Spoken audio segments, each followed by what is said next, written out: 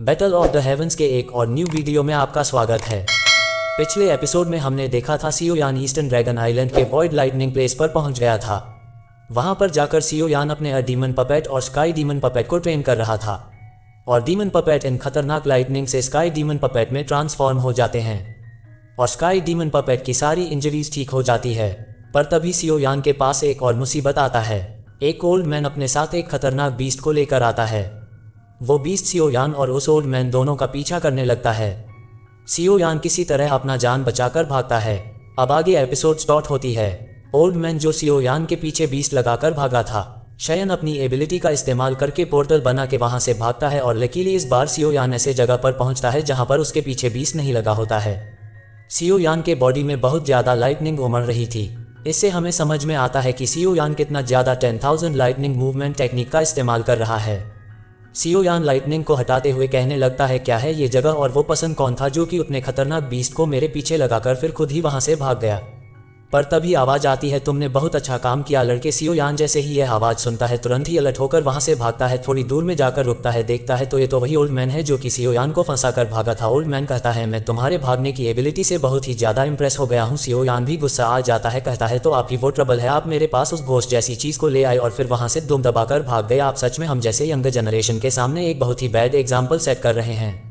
Old man कहता है, लड़के मैंने भी एक्सपेक्ट नहीं करा था कि मैं ऐसा कुछ करूंगा, पर मैं सोच रहा था कि तुम स्ट्रांग होगे क्योंकि जो भी लोग ड्रैगन आइलैंड से आते हैं वो सभी लोग बहुत ज़्यादा ताकतवर होते हैं, पर तुम तो काफ़ी ज़्यादा कमज़ोर निकले, मुझे माफ़ करना। सियो यान, यह आदमी सियो यान को सियो यान कहकर बुला रहा था, पर ऐसे ये कैसे कह पा रहा है, इसके बारे में अभी कोई खुलासा नहीं है। पर इस पसंद की बात को सुनकर सियो यान सॉफ्ट और इरिटेट हो जाता है क्योंकि यह पसंद पूरा दोष सियो यान के ऊपर ही डाल रहा है। फिर अपने मन में कहने लगता है कि जो ओल्ड गाय है इसकी स्ट्रेंथ बिल्कुल मेरे टीचर योलॉफ जितनी लग रही है, मतलब कि जरूर ही 5 सेंग लेवल पर है। मुझे इसके साथ उलझना नहीं चाहिए, जितना जल्दी हो सके मुझे यहाँ से चलना चाहिए। कहते हुए फिर वो वहाँ से भागने लगता है। पर यह चीज़ देखकर वो ओल्ड मैन स्टगन के आगे जाकर खड़ा हो जाता है। ये पसंद तो स्टगन का पीछा ही नहीं छोड़ रहा था। कहने लगता है, सियो यान वो जो तुम वो लाइटनिंग प्लेस में लाइटनिंग पूल देख रहे थे उसके अंदर बहुत ही एक्सट्रीमली स्ट्रेंज कैरेक्टर्स क्रिएचर्स होते हैं, पर उन लोगों को सिर्फ लाइटनिंग के पावर से ही हराया जा सकता है। और जैसा कि मैं देख सकता हूं कि तुम लाइटनिंग से घबराते नहीं बल्कि लाइटनिंग को अब्जॉर्ब कर सकते हो। तुम्हारी स्ट्रेंथ भी लाइटनिंग की तरह ही है और तुम्हारी स्पीड भी बहुत बढ़िया है। इसीलिए मैं तुम्हें एक ऑफर देना चाहता हूं, मेरे साथ मेरी टीम में जुड़ जाओ और चलो हम लोग एक साथ मिलकर उस पूल में एंटर करते हैं। पर सियो यान कहता है, हाँ मैंने देखा था कि वो पीस कितना ज़्यादा पावरफुल था। अगर किसी को भी वो हिट कर दे तो एक झटके में वो पसंद राख में बदल जाएगा। आपको लगता है कि मैं ऐसे खतरनाक जगह पर आपके साथ जाना चाहूँगा? मैं अभी भी वह बात भूला नहीं हूँ। आप किस तरह से मुझे छोड़कर वहाँ से भागे थे, ऐसे में मैं आपका भरोसा कैसे कर सकता हूँ? चयन फिर अपने मन में कहने लगता है, ये पसंद बहुत ही ज़्यादा चालाक है और अनरिलायबल है। जब भी मुसीबत पड़ेगी तो वह अपनी जान बचाकर मुझे उसी जगह पर छोड़कर भाग जाएगा। मैं इसके ऊपर भरोसा नहीं कर सकता हूँ। ओल्ड मैन सेम की बात को सुनकर मुँह बनाने लगता है। कहता है, लड़के तुम मुझे गलत समझ रहे हो। जिसके बाद फिर कहने लगता है, आज के बच्चे सच में एल्डर लोग का बात नहीं सुनते हैं।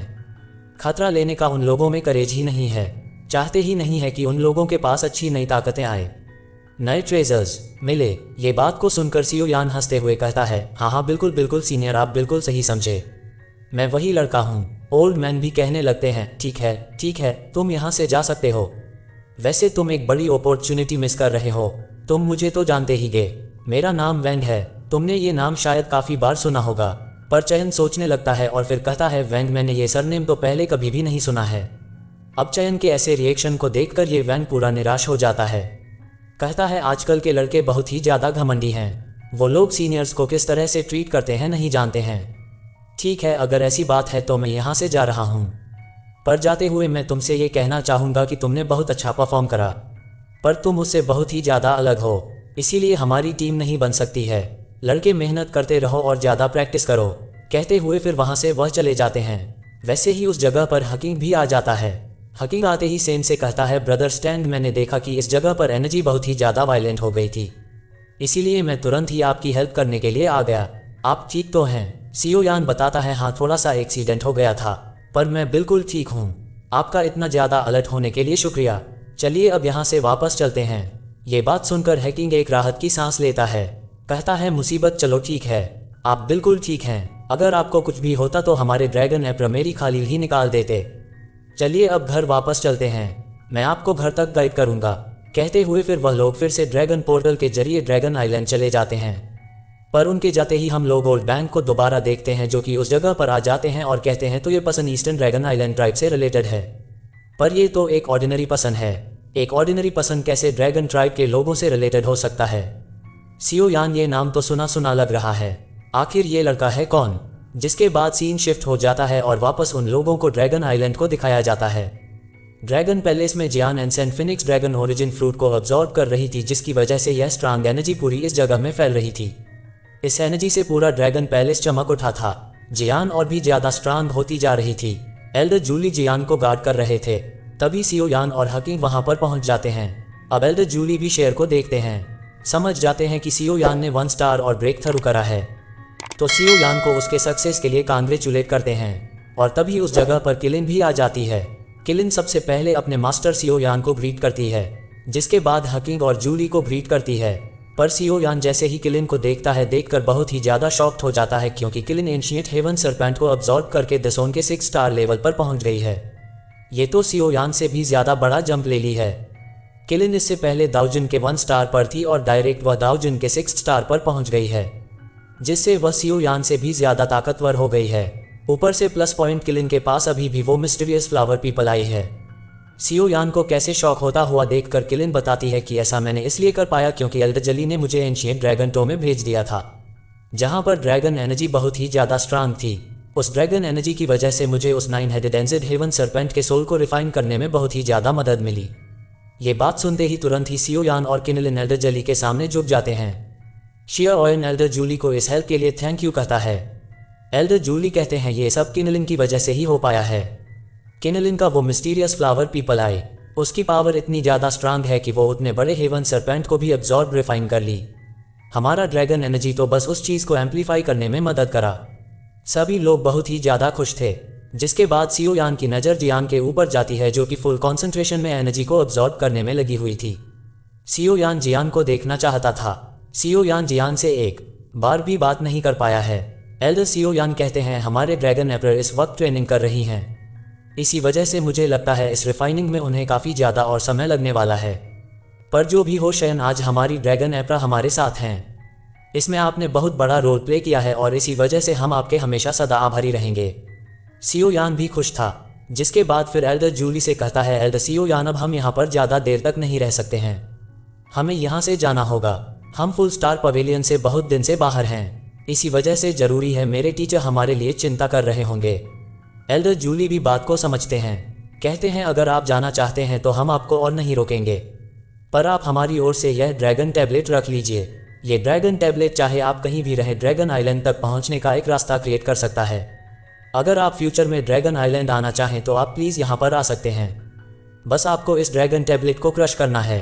चेन भी उस ड्रैगन टैबलेट स्टोन को एक्सेप्ट करता है, जिसके बाद फिर किलिन और सियो यान हैकिंग और जूली को ग्रीट करते हैं और फिर तुरंत ही वहां से गुड बाय कहकर फॉल स्टार पवेलियन के लिए निकल जाते हैं। सीनियन यहाँ से शिफ्ट हो जाता है और हम लोगों को फॉलन स्टार पवेलियन को दिखाया जाता है। इस जगह पर मास्टर याला और फेंगजुंजी आसमान की ओर देख रहे थे।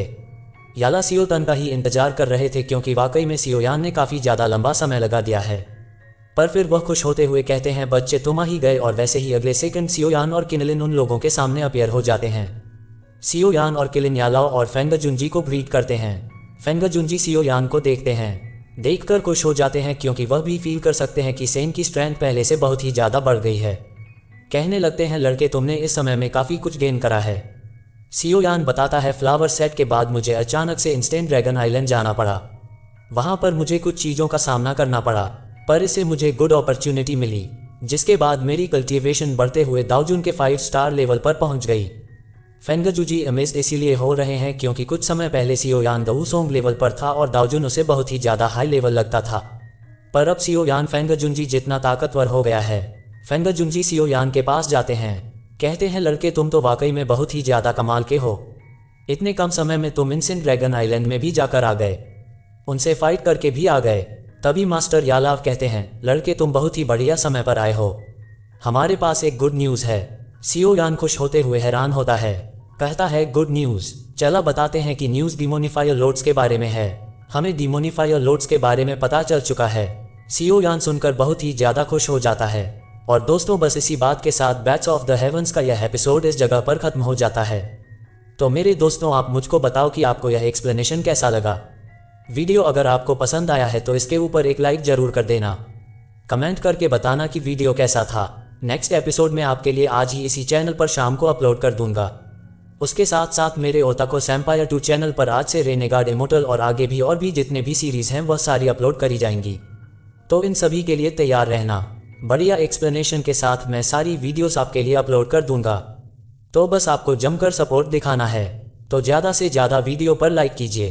कमेंट करके बताइए कि वीडियो कैसा लगा। चैनल पर न्यू आए हैं तो सब्सक्राइब करके बेल आइकॉन ऑन कर लीजिए। इस चैनल पर भी बहुत सारी न्यू सीरीज़ आएंगी। तो मिलता हूँ मैं आपसे नेक्स्ट वीडियो में। तब तक के लिए take care, bye bye and thanks for watching. खत्म।